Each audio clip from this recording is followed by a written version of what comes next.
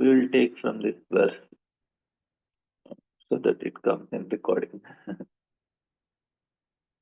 So Brahma is coming and he is telling that, my dear, sacrificial performance, you cannot kill Indra, the king of heaven. It is not your duty. You should know that Indra is as good as Supreme Lord. Indeed, he is one of the most powerful assistants of Supreme Lord. You are trying to satisfy all the demigods by performance of Yajna, but you should know that all the demigods are part of parcel of Indra. You then can how can then you kill him in the great sacrifice? So they are telling that when you do Yajna, you have to satisfy all demigods also. And Indra is also there in charge because they are all his cabinet ministers. So you should respect him. You cannot kill him. Your sacrifice will not be complete. And then he tells that King Indra has adopted some means that is further will destroy the path of future, destroy the path of religion. So, and if you oppose him any further, he will misuse the powers and introduce more other religious purposes.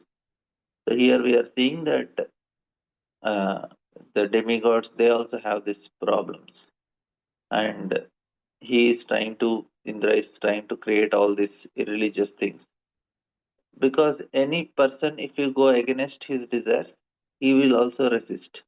And Indra is very powerful, and his power is, and because of which the destruction is also very quite phenomenal. And same thing we discussed also, that the problem that happened is that Swayambhu Manvantara, Daksha is doing, or he is just wearing a disguise of a mendicant, a cheater. But that cheating tendency, it affected the whole creation. Not only that time of Swayambhu Manu, even after 400, 500 Divya Yugas also, it is still affecting us. Because a person in a responsible position does something wrong, the effect will have many rippling, it has a rippling effect. That's actually what is happening now. After 7 Manvantras also the same thing. Same thing as the Daksha's Yajna, when there was curse and counter curse of the followers of Daksha and Shiva. Same thing happened. The effect is still now there. So that's the point here. So the effect. So great people perform mistake.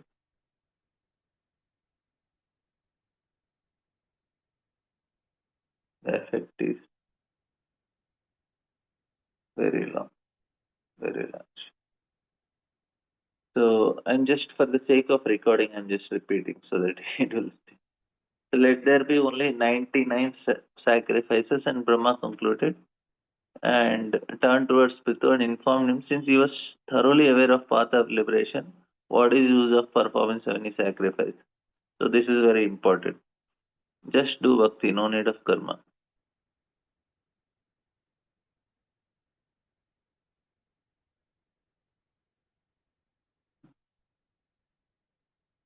So we are very much propagating all this varnashrama and all. But that's all karma only, that is not bhakti.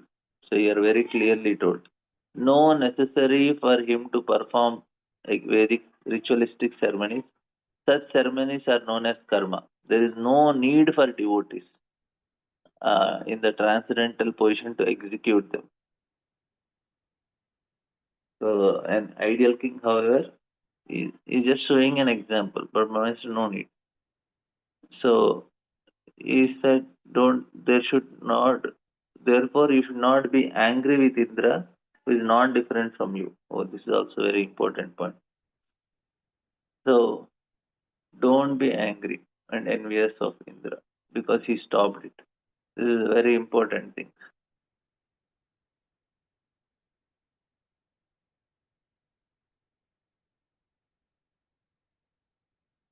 See, what happens now, generally if somebody stops us from performing what we want to do, Hayato Vishyan Pumsa, Sankasteshu Pajayate, Sangha Sanjayate Kamaha.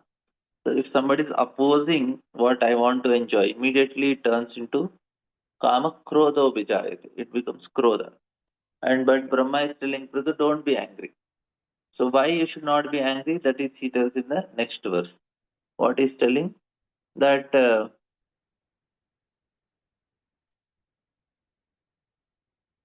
Masmin Maharaja Katadha Prachintam Nishamayasmat Vachadadharatmata Yadodhyayato Divihantu no Kartum Mano Atrishtum Vishate Tamondam. Do not be agitated and anxious because your sacrifice has not been properly executed due to providential impediments. So the point here is I have a desire to do something, but I should know that I am different from my desire. Then only it is possible for us to come to this understanding. Okay, it is somebody else's desire. So then he says, kindly take my words with great respect, Brahma is telling. You should always remember that if something happens by providential arrangement, we should not be very sorry.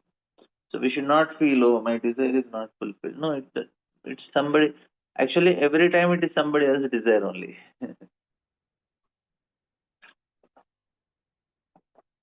So that is the point. The more we try to rectify such reversals, the more we enter into darkest region. That means we are rebelling against the Lord.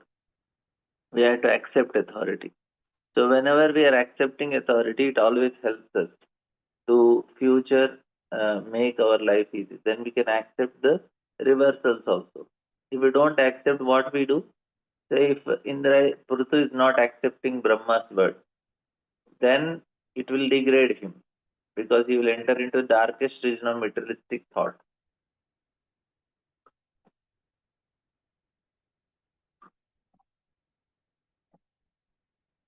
Children also now they are trained to not accept authority. They don't accept authority of teachers, they don't accept authority of parents. What will happen?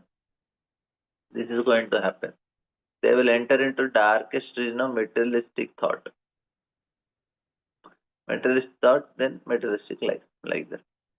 So same thing. Prabhupada is telling, for the more we become implicated in rectifying such reverses, the more we enter into darkest region of mental anxiety. So people are so much into fighting. They're trying to change everything in this creation.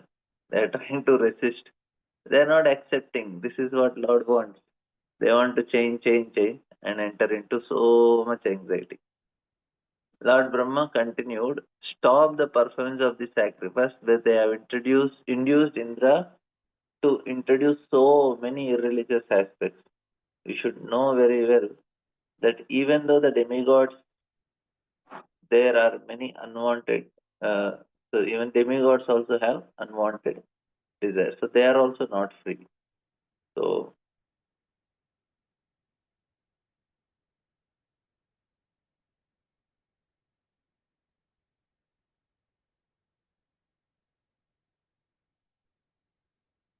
and just see how Indra, the king of heaven, was creating a disturbance in the mind of sacrifice by stealing the sacrificial horse.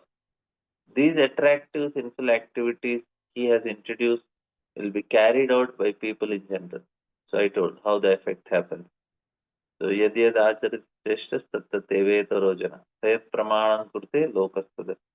Whatever action is performed with great man, general people follow. So now Prabhupada is writing a very huge purport. He says that for his own sense gratification, King Indra sought to defeat Maharaj Prithu in performance of 100 sacrifices. Consequently, he stole the horse and he hid himself amid so many irreligious personalities, taking on the false guise of a sannyasi. Such activities are attractive to people in general, therefore, they are dangerous. Lord Brahma thought that instead of allowing Indra to further introduce such irreligious systems, it would be better to uh, stop the sacrifice. A similar stance was taken by Lord Brahma when people were overly engrossed Lord Buddha, when people are overly engrossed in animal sacrifices. So Buddha introduced the religion of non-violence, contradicting the Vedic sacrificial instruction. Actually, in the sacrifices, the slaughter of animals were given new life, but people without such power are taking advantage of such Vedic rituals and unnecessarily killing animals. Therefore, Buddha had to deny the authority. So that's why he came and he gave. One should not perform sacrifices that will produce adverse results. It is better to stop such sacrifices.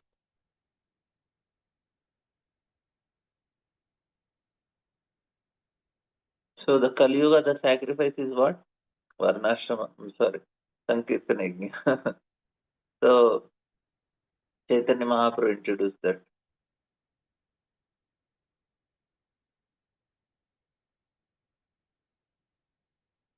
So, and Prabhupada is writing, you see here. Therefore, people who are intelligent should try to satisfy uh, Supreme Lord by performing Sankirtan Yajna. This is the easiest way to satisfy. People should take advantage of injunctions in different shastras concerning sacrifice in this age and not create unnecessary disturbance during the sinful age of Kali. In Kali Yuga, men all over the world are very expert in opening slaughterhouses for killing animals. And Prabhupada says, if the old ritualistic ceremonies were observed, people would be encouraged to kill more and more animals. Prabhupada says, in Calcutta, there are many butcher shops which keep a deity of Kali, and animal eaters think it proper to purchase animal flesh from such shops in hope that they are actually eating remnants of food offered to goddesses Kali. They do not know that goddesses Kali never accepts non-vegetarian food because she is a chaste wife of Lord Shiva. Lord Shiva is also a great devotee, is a Vaishnava, and he never eats non-vegetarian food. And goddesses Kali accept the remnants of food left by Lord Shiva. Therefore, there is no possibility of her eating those who take the prasad of those who take the prasad of goddess Kali in the shape of flesh or fish are not actually taking prasad left by goddess fortune, but so this is the point.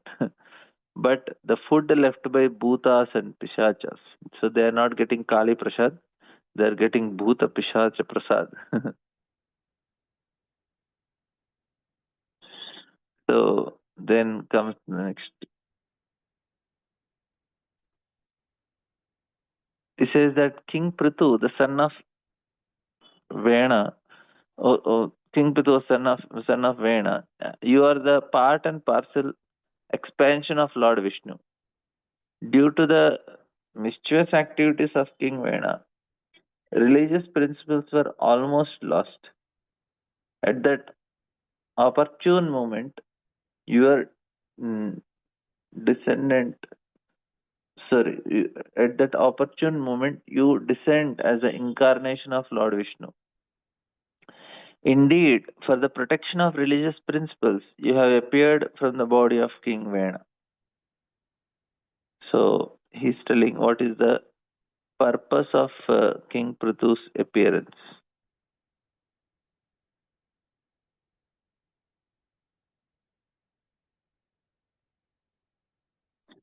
So he's telling you appear in order to deliver. So,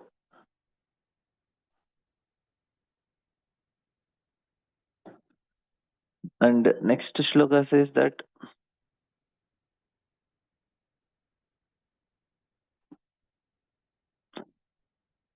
O protector of people in general, please consider the purpose of your being incarnation of being incarnated by Lord Vishnu. The religious principles created by Indra are but mothers of so many unwanted religions. Please therefore stop these imitations immediately. So now instead of telling to Indra to stop, Brahma is telling Prithu to stop. So because he understands that Indra is so much affected by these lower modes, is so much carried away by his desire to, he is becoming so insecure.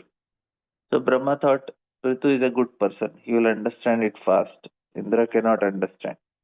He could have helped Indra also to understand Brahma, but he thought Prithu is a better person. Prabhupada, right?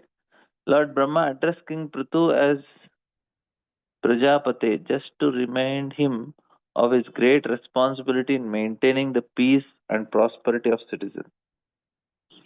Maharaj Prithu was empowered by the Supreme Lord for this purpose only. It is the duty of the ideal king to see that people are properly executing religious principles.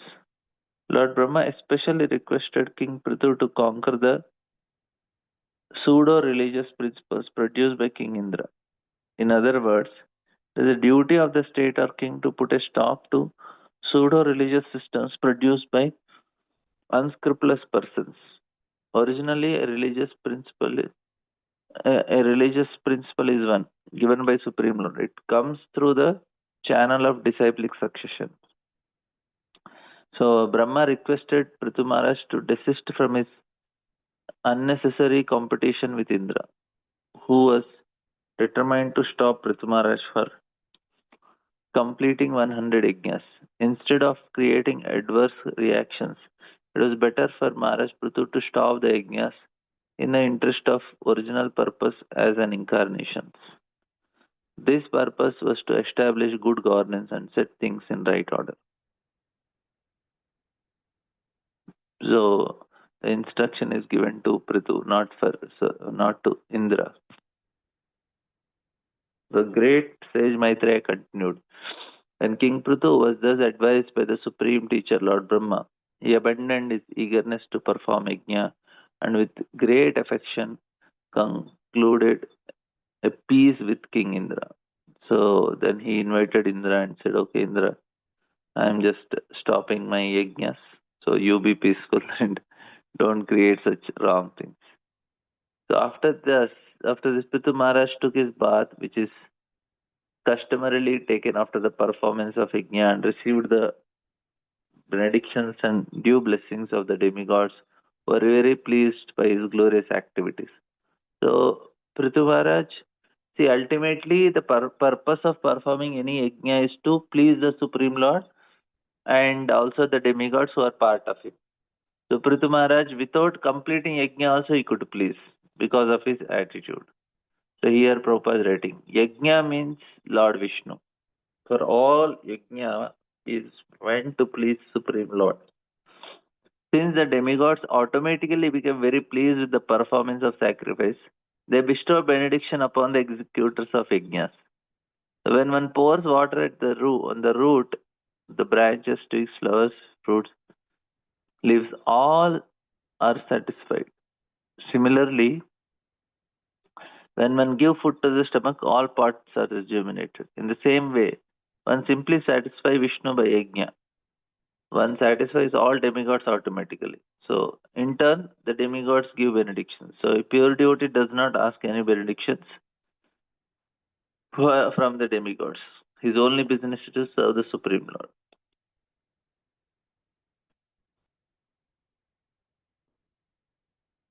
So, being good also, you can achieve the desired result. So, externally, it looks like Indra failed, but it's actually victory only because the purpose is served. With the great respect, the original King Prithu offered all kinds of rewards to the Brahmana priests at the sacrifice. Since all these Brahmanas were very much satisfied, they gave him heartfelt blessings. And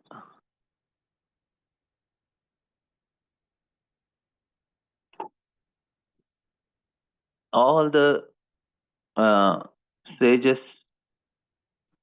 and Brahmanas said, "O mighty king, by your invitation, all class of living entity have attended assembly. They have come from Pitralokas and heavenly planets, and great sages as well as common men have attended this meeting. Now all of them are very much satisfied dealing with your dealings and charity towards them." So thus in the Bhaktivedanta purport of fourth canto, 19th chapter, Srimad Bhagavatam, entitled King Prithu's 100 horse sacrifices.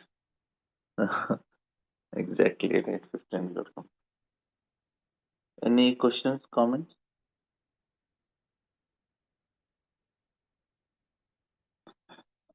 Yes, Prabhuji.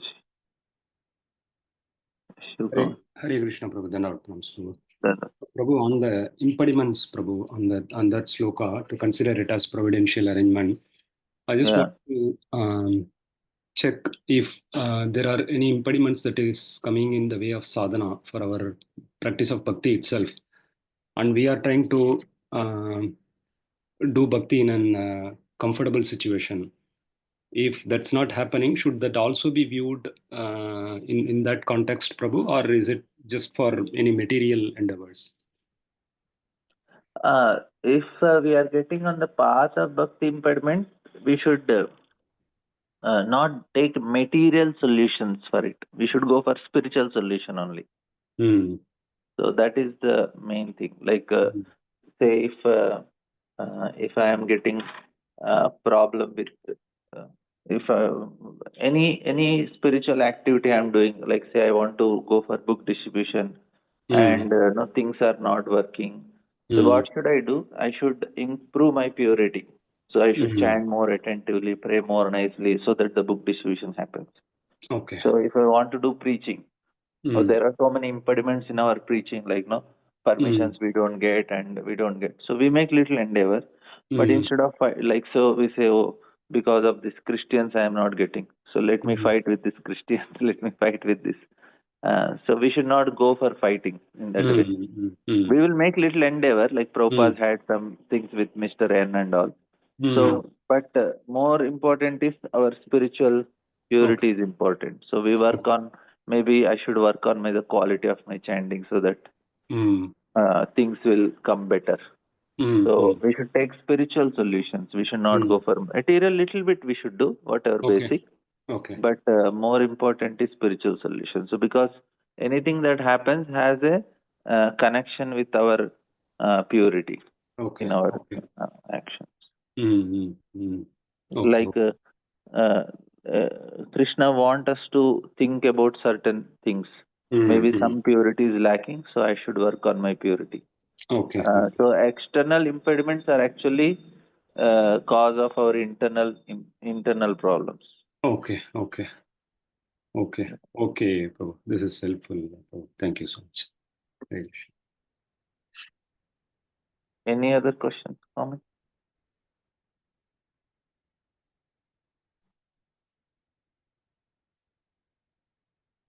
Okay, thank you all very much. ग्रंथराज Shrimad Bhagavatam की जय।